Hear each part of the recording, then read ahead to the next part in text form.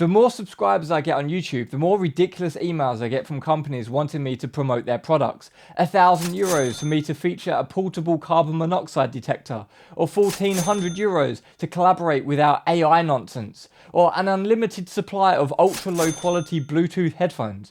And I almost always say no. The few exceptions, like the Takstar mic video, were because they genuinely made for good content. But everything else that I've reviewed, I've actually reached out to the manufacturer, not the other way around. So when a company called FlexiSpot emailed me asking me to review their new height adjustable desk, you might have expected me to simply hit the delete button too. I mean, they make massage chairs, sofas, and beds. Am I going to start selling you a new mattress? Well, obviously that's well off brand for my channel. And so for a channel like mine focused on audio, that just seems totally irrelevant. Well, here is the relevance. My studio desk is built on top of FlexiSpot legs, which I bought with my own money off Amazon about 7 years ago. And I've been using this as my studio desk the whole time. So I was actually aware of FlexiSpot because I bought their exact product a whole bunch of years ago. So everything that's built on top of the legs, I built myself out of wood and just basic materials like this armrest and stuff, just made out of some foam and this kind of synthetic leather material and all of the wood and everything. I cut and built all of this myself, something like 7 years ago now. And I originally designed it to just be for Eurorack modules. So the entire width of this was just Eurorack, but it was only 2 rows high. So like 6 rack units high. But then at some point I wanted to add some 19-inch rack gear. And so I instead migrated all of the Eurorack modules to this side and added another row by modifying the desk and rebuilding it slightly. And then put some rack space here. But I wanted to save the maximum amount of space for the Eurorack modules, and I'd planned it all out in modular grid and stuff. So then I decided I was too tight on space to make the full 19 inch. So this isn't actually a 19-inch space. That I don't know if you can see on camera, but I took the rack ears off of the Moto 24 AI here, and I had some other 19-inch rack gear that was here. And one of the pieces, you couldn't take the rack ears off. So I literally just hacksawed the rack ears off. And obviously I completely degraded the value of that bit of gear. I now sold it. And it was like a quad effects unit. And I had some other stuff in here. But then at some point, like I had a Hermod sequencer. But then I upgraded to the Squat pyramid sequencer, and that took up a bit more space. So then I wanted to put it here, and then I got rid of some of the rack gear, and then I upgraded to the Harpex, and then it takes up even more space than the pyramid. And I'm just like gradually running out of space. And now I've got like the Focusrite interface that you can see up here, and now the Audion ASP 880. And I've just run out of rack space, and I've run out of space on this desk. And as well, although this looks kind of pro, everyone likes these armrests because they kind of remind you of a Neve console or SSL console or something. And that's really why it's popular in the studio niche, is that you have these armrests here. But that's for a console, like a mixing console. When you predominantly use this desk for typing and operating a mouse, whether that's a trackpad or I've got like a vertical mouse here, because I started getting RSI and it kind of puts too much pressure on your wrist. And so it's actually a bit of a nightmare. I don't recommend although they look really cool, unless you've got like an actual mixing console. If you're sitting here with keyboard and mouse, I don't recommend these at all. So I've wanted to redo the desk for ages now. Get rid of this armrest, have it a bit wider, have proper 19-inch rack buckets. So like 9 rack units tall, and I like these angles, and I'm going to keep those. So kind of like 3 levels of 3U, and I'm going to have 3 buckets wide. So the desk is going to be longer, and I've wanted to design this now, redo it for ages. And the furthest I got, like the start of the year, I made some sketches and stuff like that, but I kept putting it off, and I still haven't done it. But then a couple of months ago now, that's when I got the email from FlexiSpot. And they were like, review our height adjustable desk and we'll send it to you for free and pay you. And I was like, all right then. I was going to buy it anyway. And they're going to pay me. So it's a bit cheeky because I've never done a paid thing on my channel before now. But I was like, I was literally going to buy this anyway. So I might as well juice that. And so it's going to be honest because I've literally been using this desk for years. So it's not kind of just like paid shill out of nowhere. I feel kind of entitled to accept that deal because I've actually got real world experience with it for years as my main studio desk. So it was a bit of a coincidence, but in this particular isolated case, I don't think I'm just going to 1,000 euros to review my carbon monoxide, portable carbon, like literally, I'm not making it up, portable carbon monoxide detector. I'm not interested in any of that, but in this case, I think I did go for it and I accepted it. And so here we go. Here's the video. But they emailed me like months ago. Literally, it's coming up to 3 months ago. And in the contract, because obviously it's a paid deal, I had to sign the contract. In the contract, they're like, you got 90 days to do it. It's almost 90 days. And I've just been so busy with my curvature plugin and doing stuff that I just have been putting it off, and I didn't do it yet. So now, now the time has come because otherwise I've got to like send the legs back and the deal falls through. I'll be such an idiot for doing that. Now, one last thing before I dismantle all of this stuff, it's going to take me ages, is the fact that when I bought this desk, I went for the cheapo model. Actually, there is an even cheaper model. I don't know if they still make it, but I've got another desk which has got a hand crank. And so when you want it to go up, you have to like crank it, and it takes a minute to slowly go up, and it's almost like you're doing a bit of sport. And then when you sit down, you crank it down as well. Now that's a bit medieval, and I've got that desk as well, which is cool. But this was the cheapest one that I could buy with the electric push the button and it goes up and down. And it's the 2-leg version because that's the cheapest one. Now, I've seen a few review videos, which are obviously a bit sponsored, of people saying, yeah, it's as solid as a rock. Look how I'm pushing on it and it's completely solid. That's not the truth.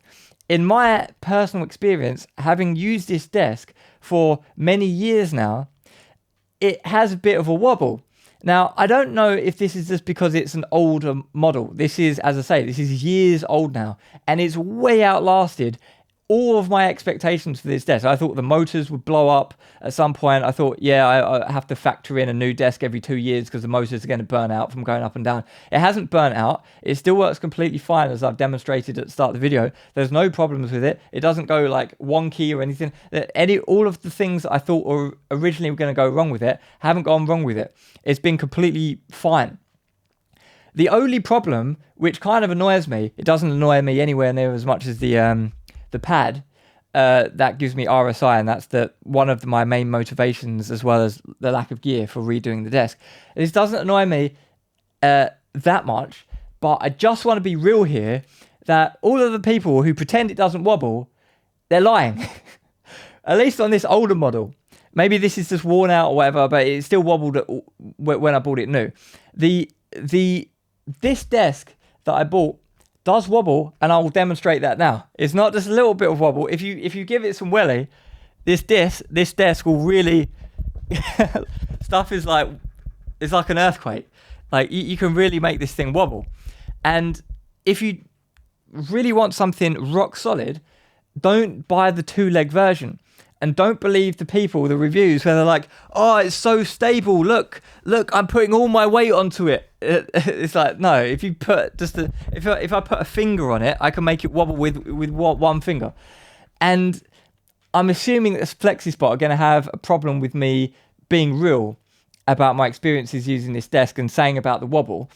And they're probably going to want me to edit that out, but I'm not going to edit that out. And if they tell me to edit it out, the whole deal falls through and they're no longer sponsoring it and I'm going to have to pay them for the legs or whatever, so be it, because I don't want to just like lie and have biased sponsored reviews. That's not the way that I roll. Now, the whole reason why I accepted the sponsorship deal from FlexiSpot in the first place is not because I suddenly need the money and I'm turning my channel into some paid shill outlet. I was literally going to buy the same desk. Actually, they offered me the corner desk originally. I was like, not interested. Can you do the one with 4 legs that is just normal, not the corner one? And they're like, yeah, sure. So I was like, all right. It's almost like too good to be true. They're gonna like give me money and sponsor me to do what I was literally gonna buy anyway. So like, all right. But I was, before I got that sponsorship deal and they emailed me, I was thinking maybe I could make kind of like an online course, and I make a couple of quid from the online course, and that will kind of like motivate me and kind of like pay for my own desk or something. Like, I was thinking that kind of thing. But now I've been sponsored for this video, I think I'm gonna make the online course anyway, but just upload it for free. So if you're interested in making a desk, I'll tell you about it in a sec. Let me know down below, because then I'll make an online course. But if literally no one cares, then I'm not going to bother making the online course. But if enough people care, tell me in the comments down below, and I'll make the online course and I'll upload it for free on my website. Now, the desk that I'm going to make is going to be the same height with these angles.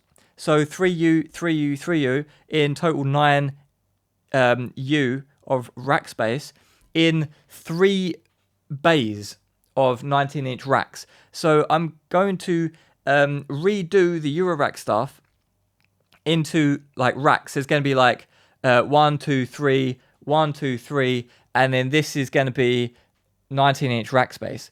If you're interested in that kind of desk, let me know down below and I'll make the online course. So now, without any further ado, I'm going to dismantle all of this and swap the old legs for the new legs, and we'll see if there is still a wobble. And if there is, I'll be very surprised, but I think it's going to be solid as a rock. And that's the only difference I'm going to do right now, is to swap out the legs, and then I'm going to make the rest of the desk and everything in a future video or something. Let me know down below if you're interested, and then I can maybe make some video updates or something, I don't know. But let's swap out the legs right now.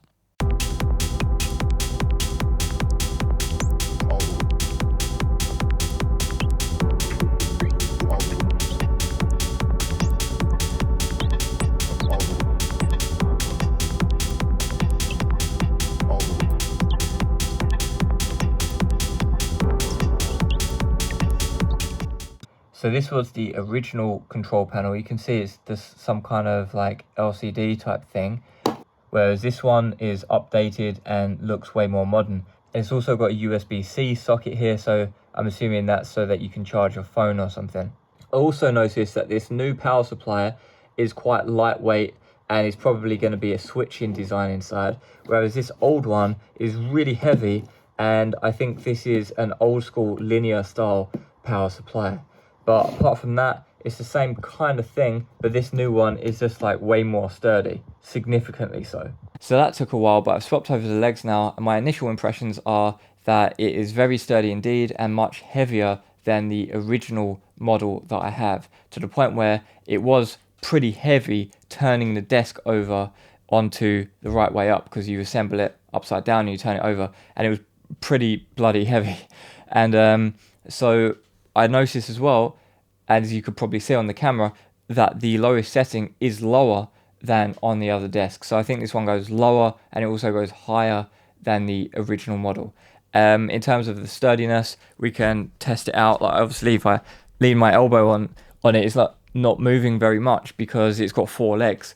And if I push it this way, I can really, you can probably see on the camera, like I'm really giving it a bit of like force, and it's not going anywhere. Let's put it up a bit.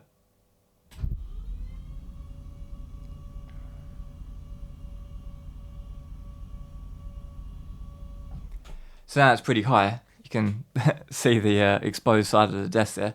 So this is a pretty nice height. Let's see if I can wobble it. So it's moving a bit, but I'm giving it a bit of force here. And so that is actually more stable than I would expect like a normal non-height adjustable desk to be. Like, what desk do you know that is that high and you can like like give it, like I'm pretty satisfied with that, to be honest. That's in a completely different world. I can see how some people might be a bit skeptical about how much weight that this desk can take, because let's say most people might think, oh, it's just made for offices, maybe you have a computer monitor and a keyboard and it's almost nothing, right? So it's probably not going to be able to cope with a lot of weight. And if I've got 19-inch rack gear in there, that's pretty heavy, and this thing's probably not going to be able to deal with that weight. Well, it says in the manual 200 kilograms. Now, some people might interpret that as a static load and still not think that it's sufficiently powerful to go up and down with a lot of weight on it. Well, I can just get on this. I'm not 200 kilograms, but I'm pretty heavy. I'm a person. So I can just get on this and see if it can transport me up with the desk. Let's have a look. Yep, no problem at all. It doesn't sound like it's struggling at all. That's just the normal sound that it makes when it goes up and down. So there we go. That is fully capable of lifting me up and down. So that passes my test in terms of the weight that goes up and down. I don't think I'm going to be putting much more weight on this desk than the weight of me. In terms of the features, I'm just looking through the manual here to see if there was anything new that I didn't know about from the old desk, and there is actually. In addition to the obvious fact that it goes up and down, for people who haven't used one of these before, you've got presets, so you can store the particular height that you're after. Instead of just holding the button down until it arrives at the height you want, you just press the preset and it goes to that height. So that's really useful. And you've got 4 preset buttons for that. The things I didn't know about it, it's also got a child lock function, and it's got collision prevention, sensitivity detection, blah blah blah. I think that's in case it's going down and it crushes something, it will notice that and stop, or something like that. During height adjustment, when the desktop comes in contact with another object, it instantly stops and reverses to avoid damage. The main thing that you might be interested in terms of the features is USB charging. It's got a USB-C port in it. This is USB-C. Let's see if it charges my phone. Moment of truth, will it charge my phone? Yes, it does charge my phone. But before I wrap the video up, there's probably some people thinking, but why do I need a standing desk? What does that have to do with me? Why is that appropriate for a studio? Well, I'll just go through some of my experiences with different desks. I've built 4 desks. This is the 4th one, and if I redo it, it will be the 5th one. So I've gone through a few desks, and the first desk that I made was basically rubbish, and I've got no photo of that. So the second desk I made, I've got a picture of, and as you can see, it's nothing special. But what I did was I raised it up on like beer crates so that it was standing height, because I figured out that when I was standing up and working, because I'm a mastering engineer, I work with lots of dance music, if I could stand up and move my body a bit to the music, I was in a way better mood and way more motivated and way more productive when working with the music. I just got way more done, and I was just way happier about my mastering work. It was just like a massive game changer standing up. It sounds so simple, but it is true. So I was pretty convinced that standing up was the way to go. So when I built my second studio, I built a 3rd new desk. And by the way, that room just sounded absolutely amazing. I built it with a semi-floating floor, an expansion ceiling, non-parallel walls, and the earthen-coloured walls are because I plastered it with Adobe plaster. And I'm not sure if the Adobe contributed to the room sounding better, but I was really pleased with that room until my landlord just randomly terminated my rent contract because I'm guessing he wanted more money, and it got demolished and turned into a dance studio. So I was pretty upset with that. I only had the studio for a couple of years before I got chucked out. But anyway, the desk that I built for that studio was modelled on the Sterling Modular Plan E desk. The main difference being that I built it at standing height, whereas the original Sterling Modular desk is, of course, a seated desk. My one was standing height, and I thought that was just fantastic. And I bought a MoveMan stool that you can see in that picture. And so I was standing up until my back got a bit tired, and then I'd sit on the MoveMan stool, but kind of still in standing position. And the problem with that, though, is that after a while, it's kind of a bit uncomfortable standing up all of the time, even if you can sit on the stool. And the MoveMan stool is kind of alright, but it kind of makes your butt ache because you're always kind of sitting at a sloped angle on the stool. And so I decided at some point that that was cool, but fixed standing up isn't that amazing. It's the same as like fixed sitting down. You really need both. And the best of both worlds is, of course, a desk where you can stand and sit and raise it up and down with the push of a button. So then the fourth desk that I made is this one here that you've already seen with the old legs. And it's fully height adjustable. And so standing up is a lot more healthy. You can get into the vibe of working on the music, but then when your back starts aching or you get tired or whatever, then you can sit down. So it's a massive productivity upgrade. I very, very much recommend that workflow. And I'm not just like saying this because of the sponsor of the video. Literally get a standing desk, whether it's FlexiSpot or something else. I really can't recommend it enough. But for studio use, there's not really that many things on the market. When you buy a commercially available desk, like the Sterling modular stuff, for example, it's literally thousands of euros. And that's why desk number 3 that I showed you, I basically cloned the Sterling modular stuff because I really like it, but I just couldn't afford it at the time. So I was like, I'll just make my own. I think it cost something like 150 euros versus I don't know how many thousands a Sterling modular desk costs. And so I really think that although maybe the price is justified because all of you've got to manufacture it and you've got to ship it and you've got to marketing and research and development and all of that. So I'm not saying that it's snake oil or overpriced, the commercially available desks. I just think they're just expensive. And so if you make your own desk, and it's not that difficult to make a desk, to be honest, but you get the benefit that it's a sit stand height adjustable desk.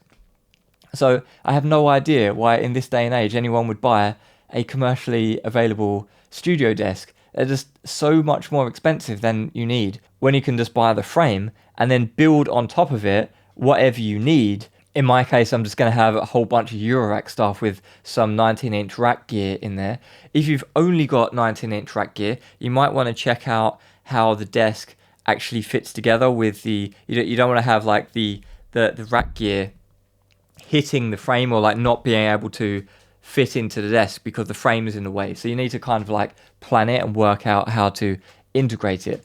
But if you can get it to work with whatever setup you want, I really think that it's fantastic having something like this. And I've been using this now for years. And as I say before that, I just had the fixed standing height one, whether I was just like literally, if you don't want to spend any money on a height adjustable desk and you want to try it out, literally just go out and get some beer crates. So anyway, let me know what you think down below about standing desks, height adjustable desks, whether you're going to try raising your desk up with beer crates or whether you've already done that. If it's not for you or if you love it, let me know in the comments.